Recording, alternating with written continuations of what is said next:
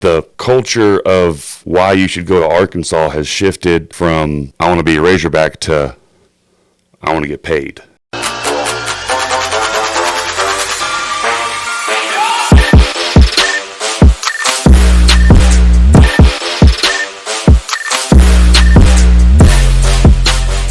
Well, let me welcome everybody to the Coaches in the Mouth pod. This is Coach Jeff Williams along with Coach Bray Cook, our man, the Mouth. He's on assignment again. I believe he's been around Cab. He's been on a couple of practices, headed up to Bentonville Friday night, and he's been out on assignment. And man, Coach Bray, we got a great show for us for everybody today. We got talk a little Razorback football and kind of that situation a little bit, and then we are going to bring on the Malvern coach, J.D. Plumley, all high school football in the second round. And then we'll bring on our man, Triple Crown, Mr. Triple Crown, Derek, on and talk a little college football and a little NFL. Man, I tell you what, let's just talk about the Hogs. I mean, It's tough. Oh, my gosh. We go to Florida, get a big win. Everybody's excited. And, ladies and gentlemen, before I sit down Saturday afternoon, it was 14-0, and it didn't get much better than that. And then, what was your thoughts? Just the energy. And I think Auburn's a team that's gotten better and better each week. But man, just no energy, just breakdowns and plays and breakdown and everywhere. Well, the team that I saw on the field was a team that, like you said, lacked the normal enthusiasm, the normal, the vibe that Sam Pittman's team has had. And coming home from an overtime win at Florida, and it's a draining situation to be in. And that's one thing that I look back at is to go with a new coordinator to Florida, beat that team for the first time in school history, in overtime, in a situation where things have been obviously very rocky. To come back, that's an emotionally tolling game. You're fighting an uphill battle, but we still should have, I think, put out a little bit more of a fight than we did, and that's what's frustrating. Well, it is frustrating. You hate it. You're sitting there and like to talk about you got some momentum, and I understand the two overtimes, but we're playing home, and we just have not played very well at home for whatever reason, might be the opponent and things like that, but we have not played real well at home. And, and I don't know, Criswell comes in late, gets a touchdown, backup quarterback, Bames out, and KJ's out. Just breakdowns everywhere.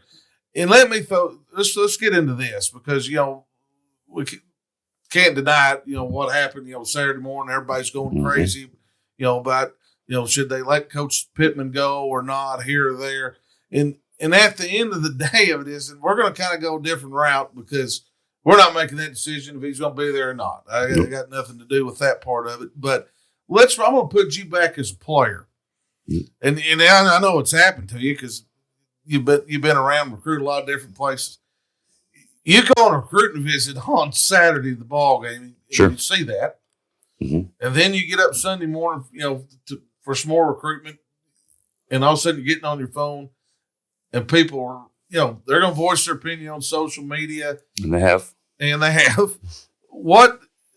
Talk to me as a recruit. I know you're from Arkansas. Say you were going on a recruit trip to Florida, and you get up and you see all that. What's the first thing coming out of your head? No, I'm going to pump the brakes. These kids are on Twitter. Obviously they're on Twitter more than we are. And they're on the social medias, and they're seeing everything that's being said. And so do I understand? And is some of the things they're saying valid? Yeah, absolutely. People are upset about what's going on in Fayetteville. But to go out there and, call for heads and go out there and think that you're going to impact the decision over the next couple of years, and you're impacting the decision. The decision you're impacting are those recruits who see it on Twitter. And that's what is, and I don't have a right answer for it, but I do know that after football games, when I was a player during down years, first thing we did was we go to Twitter, say, who's calling for our heads? Who got it today? Oh, it was you. Oh, that's a bad one. And 100%. And so they're looking at that, and that is going to impact the program in the future, regardless of who our head coach is. And that is tough to see. But like I said a second ago, it is warranted. People are frustrated. Yeah, they are frustrated, and everybody's got a right to their opinion. But I want to get that view because I'm sitting there Sunday looking at all that stuff, thinking, "Man, we got these recruits in town," and you know, and that's such a big part of it. The recruiting is everything, especially now with the money that's at play that we're allowed to give these kids. And these kids look at that. If you're a 5-star kid from Texas and you are on a visit to Arkansas, you're checking out everything. And it's changed so much from when I was growing up to where it meant something to play for Arkansas, and even you go back to the Little Rock debates. Do we play a game in Little Rock? Should we? When I was growing up, it was a big deal to play a game in Little Rock, right? Because as a high school student, you were always trying to get to that state championship, which was in Little Rock, right? And so to be able to go back as a Razorback and play down there was a special thing. And Petrino, as a head coach, we didn't lose in Little Rock. That was a huge deal to him and to the program, and it showed. And since then, times have changed. We built a lot in Fayetteville and whatnot, and that's a whole different dynamic. But the culture of why you should go to Arkansas has shifted from I want to be a Razorback to I want to get paid. And that's not just Arkansas, it's everywhere. And I think that we as a fan base have to understand that. So if I'm not here and I'm tweeting, off with Sam's head, and we need somebody else, we need this, we need that. No, we need money for recruits. So if I'm going to tweet, I might as well go ahead and donate a little bit and get KJ an extra cheeseburger. You know what I'm talking about? So I don't know. It's just changed so much. But and you hit it, NIL, and we talked about this earlier a little bit off the air. You took Georgia's top 5 guys, what their NIL is to compare to Arkansas, and at the end of the day, that guaranteed wins? No, look at A&M. They got rid of their coach. They got the biggest NIL, but that's the way the game's getting played right now, and you're going to see more coaches getting fired earlier because of the portal. Those guys are locked in there. They're looking for somewhere to go, and and there's a lot of people wanting them. And with Jimbo Fisher getting that's a big deal. Let go $77 million bucks. I mean, holy cow! He gets let go. Then of course Mississippi State coach is let go right after that, and then that gets people in the thinking those things and what we need to do. I don't have the right answer. I don't know. As far as I've been watching Razorback football my whole life, and it's 5 years, get a new guy, and blah blah blah. It's kind of been the MO. I don't have the right answer for it, but I just want to get what you thought. As a recruit, really how's that affect everything? And we'll try to get maybe like Richard Davenport on here, Danny West, somebody like that can really.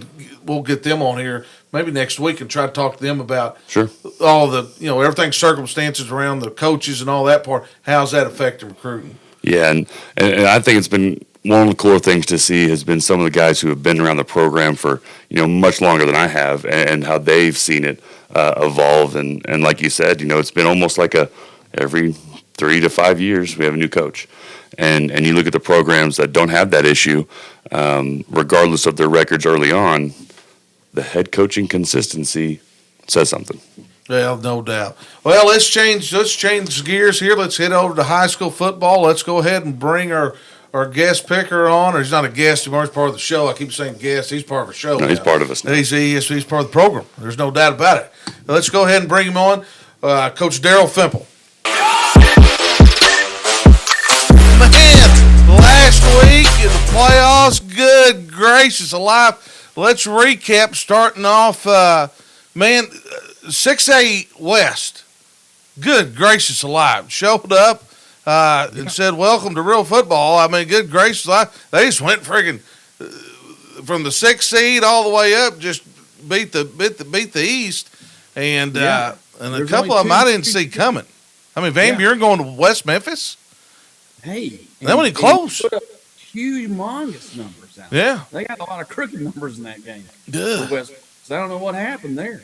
Yeah, and then Mountain Home beating Catholic. That team in Crawford County that we don't talk about, they did really well on the road there. They did. I think they showed up real well. They got a little confidence that last game.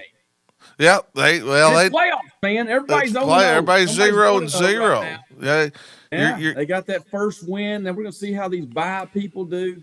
everybody's been on a bye. They had to sit out and get healthy, all that stuff. Sometimes you lose your mojo when you're out there on that bye. Yeah, you just take your everybody's got all them nerves out, and you got some teams now that are going to travel, and they've got some momentum going. So this is all it's all about right here, man. This is awesome, and we've cut teams down. We've ended people's careers. I know it's sad to say, but there's going to be people that don't ever get to put the helmet on them. I was one of those guys. 92, I sat in the cubicle in War Memorial with my borrowed pair of turf shoes, thinking, man, I'm never going to put a helmet on again. And that's the realization of, high school football. But no doubt. Well, let's get into our top 5. I mean, a couple of them are off. Most of them are off last week. But yeah, they were. They were off getting healthy, or they were playing and got healthy. Some of them were actually playing and still got healthy. And that's my Parkview Patriots once again. It's amazing. Went for over 400 yards of total offense against Alma, 372 yards rushing. They're going to remain in our one spot. Bryant got healthy this week in the bye. They went undefeated in the bye. I got them at 2, got Fayetteville at 3. I got Conway at 4, and Greenwood rounds out my top 5. My little top 5, I got Boonville, the Bearcats, rocking and rolling down there. You got to watch them guys. Tradition travels.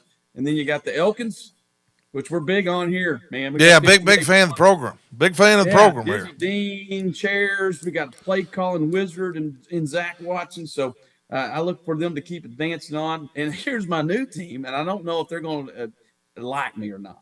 I don't know because, we've had some struggles. We've had some rivalries, butting heads. But Murfreesboro sitting in there. I'm getting on the wagon. Jump the wagon a little bit, huh? Yeah, he's going to give me a free entry into that diamond mine. We're going to see if I can get one of them diamonds down there in Murfreesboro. And then I got Prescott. Everybody's sleeping on Prescott. Oh, sir. I mean, all we do is win. I think they play the theme song for them everywhere. The Curly Wizard down there.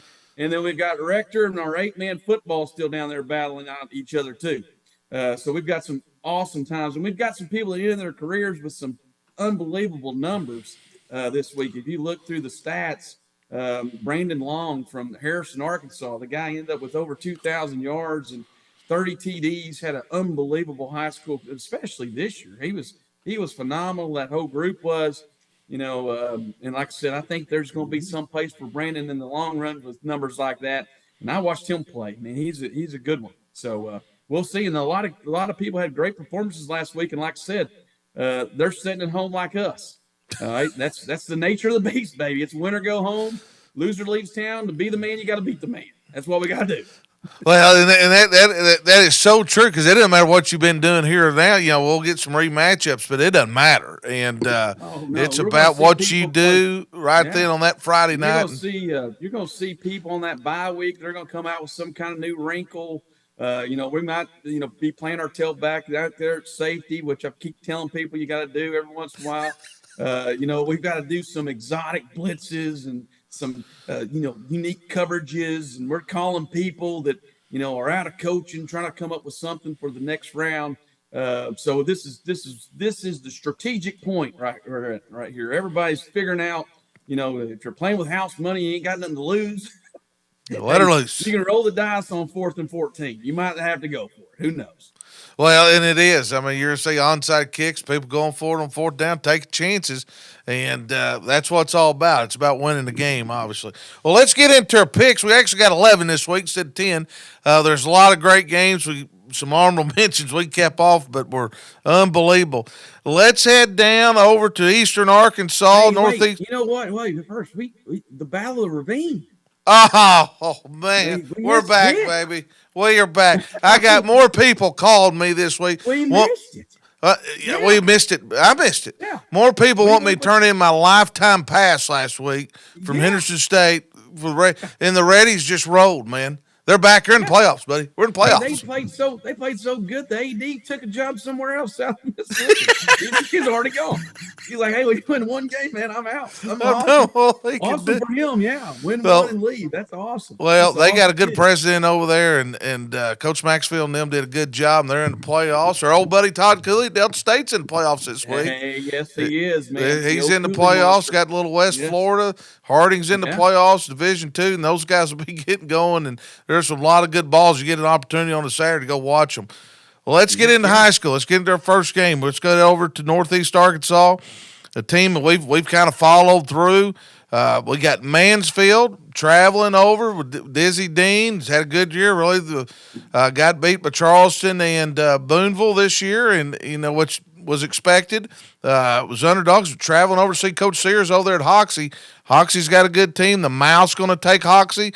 Grandma Nas taking Mansfield. She really likes Dizzy Dean. And Coach Williams is going to take Hoxie. Break it down for us. Well, Mansfield, they got off to a great start, and then Charleston ended up clipping us there, brought us back to earth. We ran off like 8-0. We'd put up like 52 points, and then, hey, here comes the earth-shattering moment. They're led by running back Tyler Turnip Seed. Get you some of that. Oh. Turnip Seed. That's my guy. He had 14 carries last week for 159 yards and 3 touchdowns. Their scoring defense, all right, remember this one. They're giving up 11.7 points a night. All right, Mansfield playing a little defense there. Don't forget about Hoxie, though. Hoxie giving up 11.1. So you know what that means. We go with defense. And we go with Hoxie. Go with Hoxie. I think Coach Sears, I think it's a great game. Coach Sears and them have had a phenomenal year, and he's really got that rolling. All right, let's get on this team right here. I guess you just brought them up. Mark Tree, who's really a big win over Hazen last week, sent them home, defending state champs on the road and did it. Yes, convincingly. Yes. 28-12, I think, was what the final was. So it was a huge upset. Ed Hazen. They're not used to that. The Tree's hot. The Trees won their last 4 ball games. They're not scared to go play anybody right now. But they're going to run into the Murfreesboro Rattlers. All right, the Rattlers are for real here. We got Cash Lowry.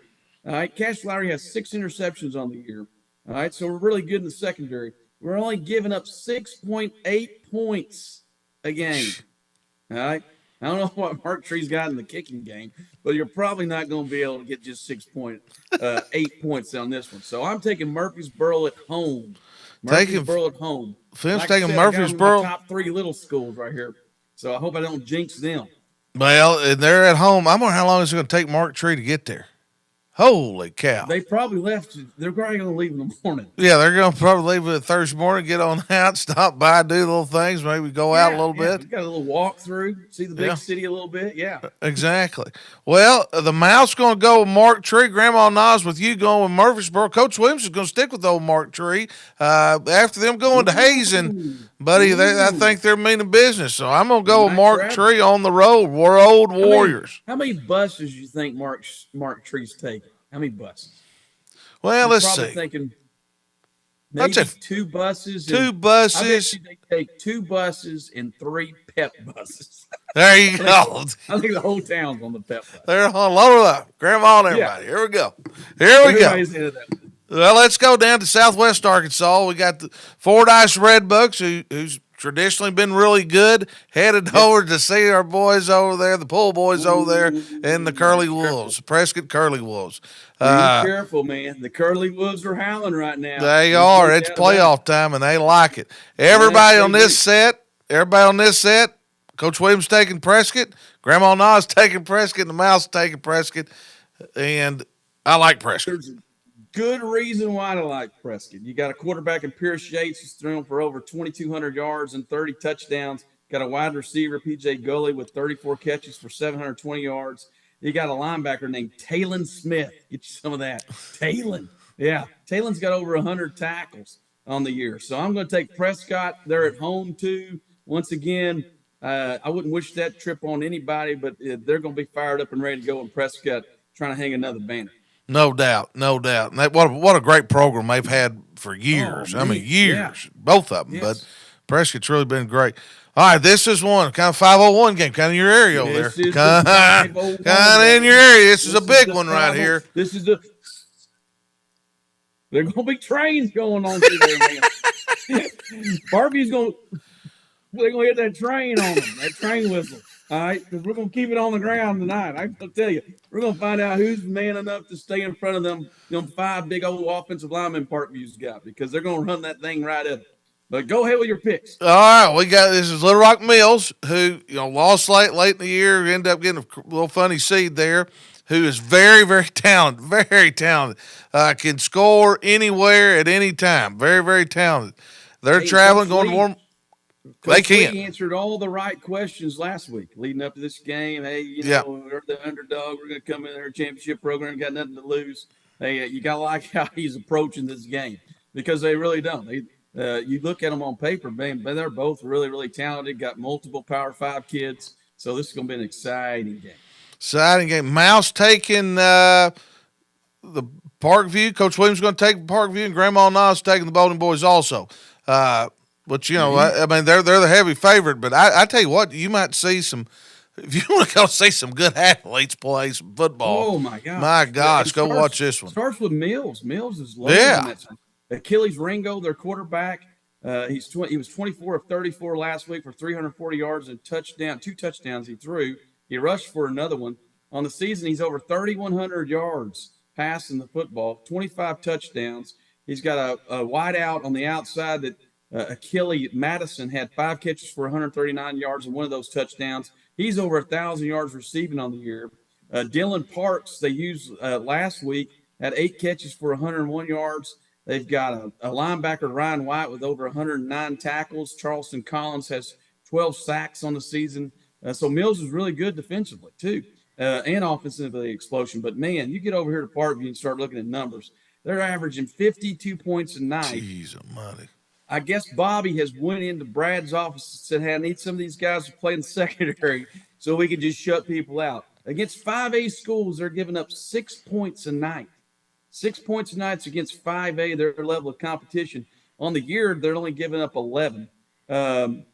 They are one of 12 remaining undefeated teams, by the way. We have 12 undefeated teams right now running through the playoffs. Coach Bowden, like I talked about earlier, hey, Brad's on to something. He's a smart guy. He's in charge of running backs. He's found out he's the head coach of the running backs. Now, just go in there and pick up these guys. Cameron Settles, who had 4 touchdowns last week. Let me show you. I can coach that guy right now. I coach basketball. I coach Cameron right now. Cameron, hey, you run a 4-2? I'm gonna get you the ball in space. That's all I got for you. And then his backup is Montarius. I'm electric. Elston. All right, I'm electric. All right, and knowing Brad, he's gonna probably get something edited and get Montrell on there. And he's gonna have like a lightning bolt or something behind him because that guy is electric. He carried 11 times for 121 yards last week. They had 365 yards rushing against Allen last week. Ooh. They only had 432 yards total offense. You know what that means? That means Brad's coaching the tailbacks. He'll pull you. He just pulls you if you don't like it. Or if Bobby needs to borrow one of them to over there. Yeah, get over here. Play a little bit. That's how you have to do that. But I think Parkview's too much. I think this is going to be a great game. Like I said, it's a battle of 501 right here. And I'm taking the Parkview Patriots. Well, though they've been dominant all year, but I tell you what, athlete by athlete, I mean, this is woof, man. See some players out there. Yes, you will. All right, let's head down to South Arkansas. We got Bauxite, who won last week. Have really had a pretty good year this year. Heading down to see Coach Bo and the Warren Lumberjacks, baby. It's playoffs, second round. Second round, Coach Bo. Sometimes you can win one too many. Well, and Bauxite, obviously got great players, good player, and they've played well all year. Warren's, Coach Bo's done what he always does, and their conference won a little bit in the playoffs this past week. So, everybody on the setup here, Grandma and I, the Mouth, and Coach Williams are going with Coach Bo and the Warren Lumberjackets. Well, listen to you, man. Bauxite won last week. That was the traditional school right there. We got back on the winning ways of the playoffs. All right. And then I'm sure they're looking there and going, hey, we get to go down there and coach Hembry's boys. They're ready for it. How about Jackson Denton? The guy's a freshman quarterback. All right. And I know Bo, he's a Hall of Fame coach. He's going to badmouth them and say, hey, this guy has thrown for 2,600 yards and 40 touchdowns. Oh. The guy doesn't even have a driver's permit yet. This guy's driving everybody across. This guy is unbelievable. And he's throwing it to multiple people. If you watch him on tape, they got some of the greatest looking skill kids you'll ever see in your life. And Bo does such a good job with them. I know he's been worried about Bauxite and trying to scheme up. He's calling people and trying to figure out defensively how to stop them when he's going to score 50. So I'm taking Warren Lumberjacks, especially at home in this one. I think Bauxite had a fantastic season this year. I think they're back in the mix, but this is going to be all about the Lumberjacks. Yeah, and Warren's sitting there. They got a shot. We'll talk about the big matchup in that 4A later on. But man, one of them's going to get eliminated. And but all right, this is a game. These next two, man, I've been back and forth. This is this game. It is. Your hands up. Yeah. I mean, it's unbelievable. Hot Springs Lakeside, who, man, Golson beats Harrison, has them home last week, and they have just played really well, and that's the other league. And we've been on them, the 5A South. Hey, there you go. We're going to win it all. I mean, that league, we've talked about it all year, how tough it was, and it showed up last Friday in the playoffs. Lakeside beats Harrison. They got to travel over to Pine Bluff to play the Zebras. Zebras have had a great year. The Mouth is going to take Lakeside. Grandma Nah is going to go with the Zebras. I'm going to listen to you break this down before I make my decision. I've been back and forth. Well, at Lakeside here, all right, they won last week 59-42 over Harrison. Did you hear that? 59. They scored 101 points. You couldn't even go to the concession stand because they were scoring. Oh, our guy, Old Man had a 69-yard touchdown run, a 65-yard touchdown run. Jacob Himarosilo is their quarterback. I screwed that name up. He's thrown for over 2,400 yards and 24 touchdowns. Kyler Woods is the receiver. He's over 1,000 yards and 8 touchdowns. So they can score some points. All right. Defensively, I don't know exactly what our plan was, but Harrison's hard to prepare for because they're just going to run it right at you. And they did successfully. There was a big, huge turnover in that game. Of course, it turned it around a little bit so they could get up one. But they ended up scoring almost 60 points last week. And then Pine Bluff beat Nettleton, who there once again, watching Nettleton, good football team. They could run the ball too, but Pine Bluff shows up and beats them 41-21. DeJuan Hayes had 16 carries for 151 yards and 2 touchdowns. Austin Dandy had 84 yards passing and 2 scores. Courtney Crutchfield. This was the time I was going to do something, but I don't think I should do it because I'll probably get in trouble. But he had a 69-yard kick return. The guy's electric when he catches the football. He had 35 catches on the year, over 800 yards and 11 touchdowns. I think Pine Bluff at home, too, is going to be the huge difference. Now, this is one of those games, too, is we're going to see how physical people are up front. Yes. Because I think that this is going to be one up front like most games are, but this one could get nasty up front. So you're going to get those skilled people in position and in positions to score quickly. And you got to watch special teams in this one. Yes. You got 2 guys you kick it to, man. I'm telling you what, Crutchfield can change the game. Boom, flash. So you got to watch out for that guy. I was going to say MIZ, but I don't know if I should say that. But go ahead, let's go. I've heard he's headed up there for a visit this weekend. It's all over everywhere, right? We'll let that lie. We'll talk about a little bit more about that next week. Yeah, exactly. I mean, wow. Who you got in this? You going with the Zebras? I'm going with Pine Bluff at home. Going with Pine Bluff. I'm going to go with Lakeside. I like both teams, but I'm going to go with Lakeside. Coach Rockwell's done a great job. Oh, maybe it should be Coach of the Year. I mean, and they played well on the road also. I'm telling you what, it's going to be him or a guy at Mountain Home. Oh, man. He's done. Coach Haynes, he's done. How good of a job that guy does. Yeah, done a really good job. Phenomenal job. All right. Next game, we got Camden Fairview came up here, beat the number 1 seed. Our boy J.R. Eldridge, big fan of the program, came up here and whipped them up front and took care of business. And controversial pass interference call there. Well, they're coming in. Spread that in the paper. I don't want to really get involved in that. Yeah, there's some flag throwing there. But hey, Fairview's caught fire too. Yeah, I mean, another 5A South team.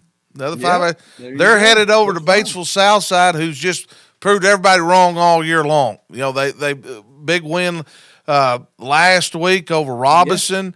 Fairview drives all the way up here. We talked about how coaches prepared them for long trips earlier this year at Boonville. Coach Vaughn has. The Mouth is going to take the Fighting Vaughns. Grandma Nah is going with Batesville Southside. I'm going to take the Fighting Vaughns also. I'm going to go with Fairview. Ooh, the I'm gonna go with Fairview on this one. Well, let's see. Batesville Southside once again. They have really played well Yes. all year long, and they beat Robinson, who was Yep. one of our. I mean, we were high on them for a little while. Beat them by a field goal. Joe Busby hit a 30-yard field goal, walk off, baby. He walked it off on him. He hit the field goal, walked off the field. I mean, I'm sure they carried him somewhere along there. Huge win for Batesville.